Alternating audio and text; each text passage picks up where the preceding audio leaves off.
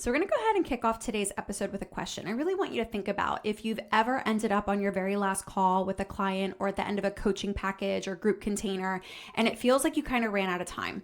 Like you need more sessions or the clients aren't ready to wrap up, and it isn't a good feeling for the coach or the client. I have experienced this as well, but not in over a decade. And the reason why is because this phenomenon is preventable, but it is the coach's responsibility to manage those endings, which start in the very beginning. And there is a process to properly wrapping up so that the client feels prepared and confident to transition into the next stage of their journey without support from their coach or the container. But so often, I don't see coaches knowing or utilizing this skill set. And so what their coaching actually looks like is this uphill trend where they just dive right in and they work and they work and they work and they work and then they just end, right? Versus their coaching following more of this bell curve where there is a proper setup, an accurate assessment, and attunement, and action planning. And then there's this climax of work where you're in there and you're making progress and you're taking steps and you're failing forward and you're gaining awareness and you're building skills. And then a gradual coast to the finish line where that process feels complete and that client feels competent and confident to continue on their own. And so when coaching doesn't follow more of this bell curve and there isn't this proper ending or soft ending, it can create a few issues for the client. I'm going to share 3 with you today.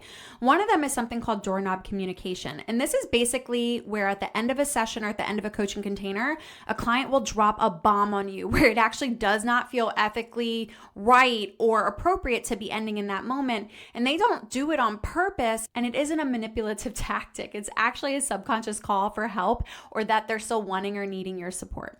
The second thing it can create when there isn't a proper wrapping up is dependence on the coach, because there wasn't actually any passing of the baton. There wasn't any preparation or conversation around them continuing the work with less or no support. And so they have no idea what that's going to look like. And the third thing is what I like to call boomeranging. And when there isn't enough time to actually integrate the learnings or solidify the new behaviors to the point where they're the new baseline, it's going to be really hard to sustain any progress made in the beginning. It's almost like a baby learning to walk. In the beginning, you're not just going to like stand them up and turn around and walk away. They're going to stumble. They're going to fall.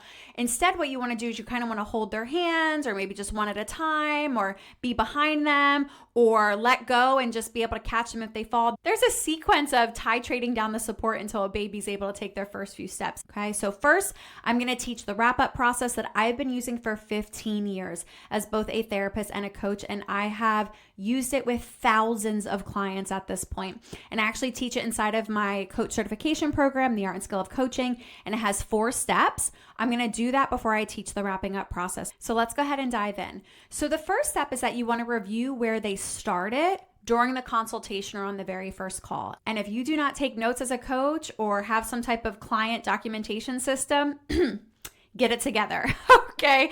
So you should be able to just easily reference your notes from that consultation or that first session to let them know, hey, this is where you started. A lot of times clients' growth is gradual and they don't feel it week after week. But when we can pause and acknowledge 3 months ago, 6 months ago, a year ago, this is where you were, it's very confronting in a beautiful way. So what you want to review is what have they learned? What changes have they made? What growth have they experienced? What skills have they developed? How are they feeling? And what this does is intentionally celebrates their progress and highlights their capability. And the reason this is so important is because when people feel like they can do something, they're more likely to keep doing it, which means that they're going to continue sustaining their progress, if not continuing to hit even bigger goals without you. The second thing is you want to identify some continued areas of improvement or new goals or new desired results. This builds on them feeling empowered and capable and encourages them to stay in the working stage of change so that their progress will continue to be sustainable, if not continue to amplify even when the coaching ends. And also not just identify what they want to work on now, but take a few moments in the coaching call to clearly identify some action steps to help them achieve that without the coaching in place. The third thing you want to do, and this is super important, is you want to take a second to identify potential blind spots and or internal and external barriers that might get in the way of them hitting that goal without the coaching.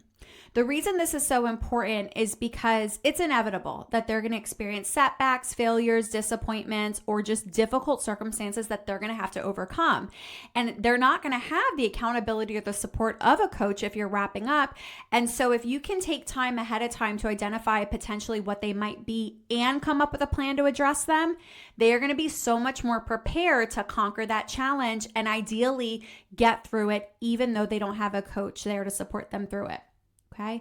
And maybe even identify and write down what are the supports, what are the resources, or what are the skills that they've learned in the coaching with you that they can leverage to conquer that challenge if and when it comes up, so that they don't slip into doubt or defeat, but instead so that they feel prepared and they can just reference that action plan that's already been made. And then the fourth step of a wrap up is providing feedback. And this goes both ways. And I actually just did a recent podcast episode called Giving and Receiving Feedback as a Life Coach. I'll throw the link to listen to that in the show notes as well. It's a great episode that gives you a couple different strategies and structures that you can follow to giving and receiving feedback. But it can be as simple as just asking for feedback. Hey, what was most helpful? What changes would you have made to make this an even better experience for you? Any suggestions that you have for me in terms of my coaching style, or any of the resources or platforms or interventions that we use to help me get better? And this is vulnerable, by the way, for both parties, hence why I did an entire podcast episode on it. I think a lot of people avoid it, but it is a tremendous opportunity for connection and growth, to give and receive honest feedback. But what it does for the coach is it actually helps you identify your blind spots and give you things to kind of work on moving forward. But it's also a trauma-informed intervention, because what it does is it helps the client feel and actually give them a space to have a seat at the table, and that their opinions matter, and that they have a say in their work and in their journey, and that we were really there to support them and are looking to grow just like they are. So those are the 4 steps to actually doing a wrap up that is properly going to prepare a client for ending. I'm going to give you a bonus tip. This is another step that I include in my wrap-ups, because as a life coach, I also run a business, right? And so I do ask for referrals and I ask for testimonials in my wrap-up forms and sessions.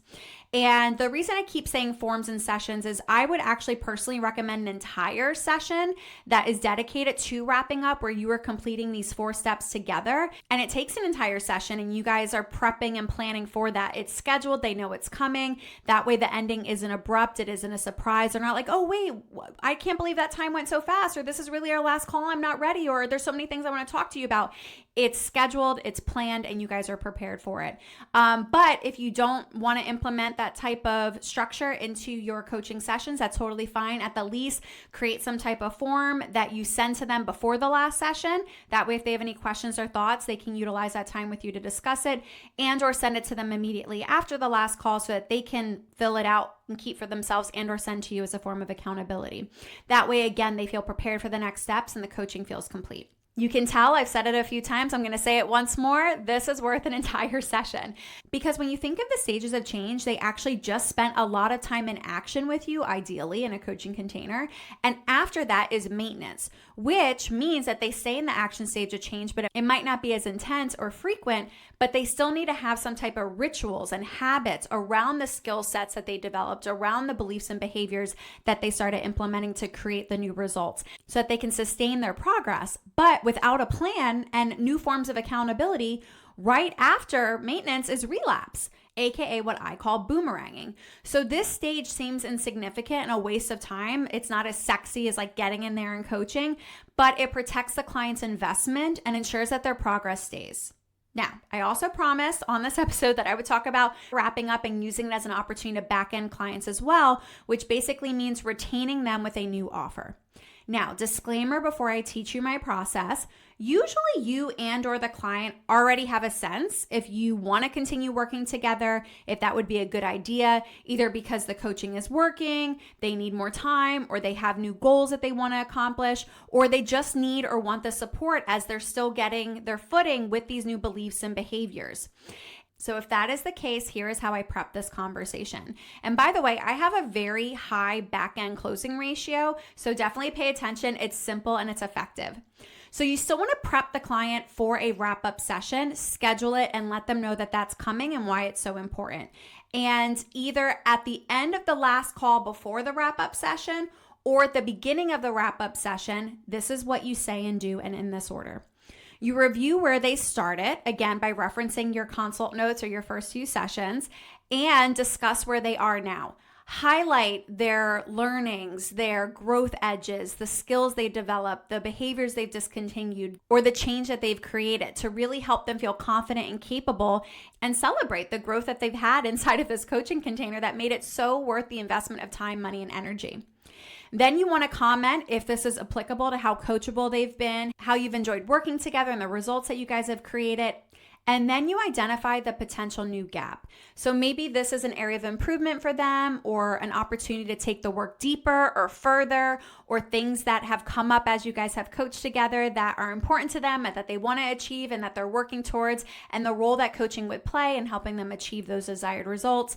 And that's going to lead you into making an offer.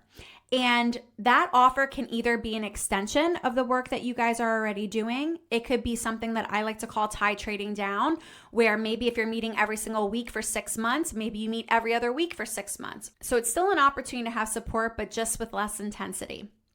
Or you make an offer for a bigger commitment. Maybe they're so coachable and they've achieved so much, and now they have this big goal that they feel confident and capable of going after but need support. So maybe you make a back end that is bigger in terms of time, intensity, duration, or access. Maybe it's a group, maybe it's a mastermind, maybe it's an entire year of one-on-one. Maybe it's an in-person retreat. Maybe it's a VIP day.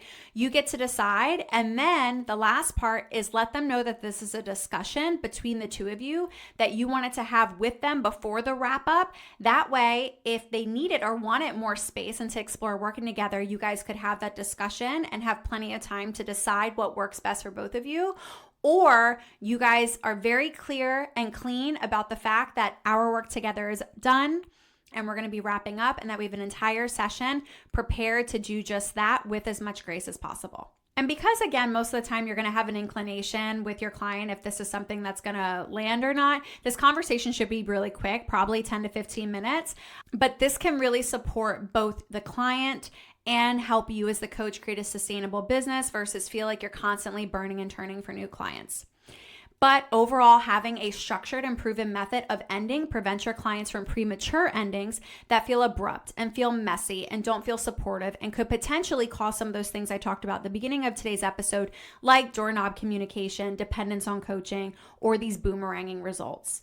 And if you feel like systems and processes like these would really help your coaching practice and up-level just your client experience, then definitely check out the Art and Skill of Coaching certification. This is our signature 6-month coach training program where good coaches go to be great. They learn all the back end and client-facing systems and skill sets to be a highly effective and masterful coach.